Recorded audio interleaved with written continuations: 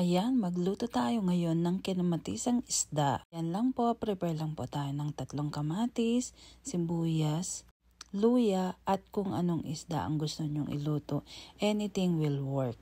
So yan guys, ihiwain lang natin ang ating kamatis ng pahaba para mas mabilis naman nating mailuto siya.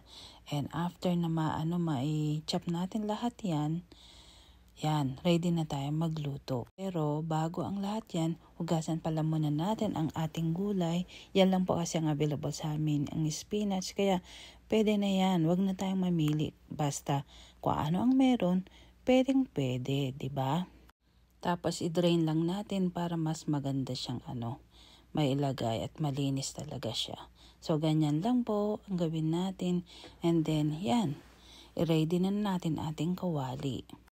Ayan lang po, painit lang po natin. Tapos lagyan natin ng konting mantika. And then saka natin igisa ang ating sibuyas. Pagkatapos naman ang ating luya. Konting mix lang naman siya para kahit papaano is yung konting flavor ng sibuyas at saka ang ating luya is may sasama naman sa mantika. Tapos pagkatapos niyan, saka naman nating isunod ang ating kamatis.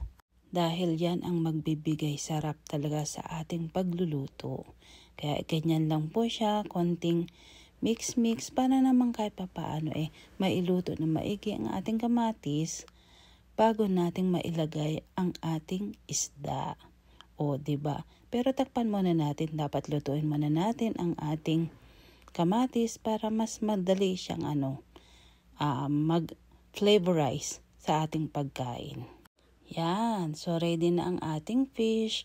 Ganyan lang po.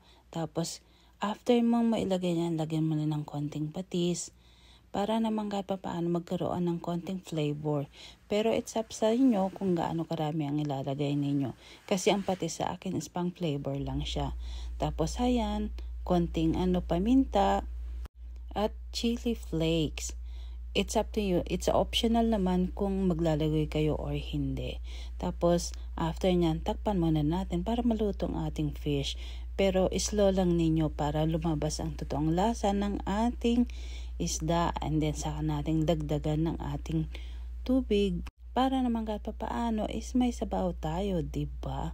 So, yan guys. Ready na ang ating gulay. Konting mix lang yan. Syempre, yun ang ating isusunod. So, yan guys. O, diba? Nakakatakam. So, ang next na natin is ang ating gulay. Of course, pagkatapos nating mahugasan. So, ganyan lang siya. Pagkatapos nating mailagay lahat, syempre, kailangan nating takpan ng konti para kahit papaano is maluto ang ating gulay. Pero wag ninyo masyadong i-overcook ha. Basta yung konting lang. Matakpan lang ninyo. Siguro mga 1 kuluan lang. Tapos na. Ganun lang siya. O ayan. O diba? Yan. Pwede nang kumuha. Tara na.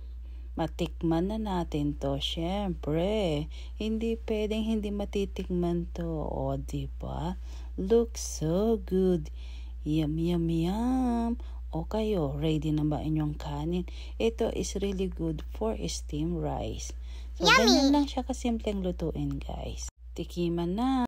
As in, masarap, malinamnam, at wow. As in, grabe. Tara na, kain na tayo.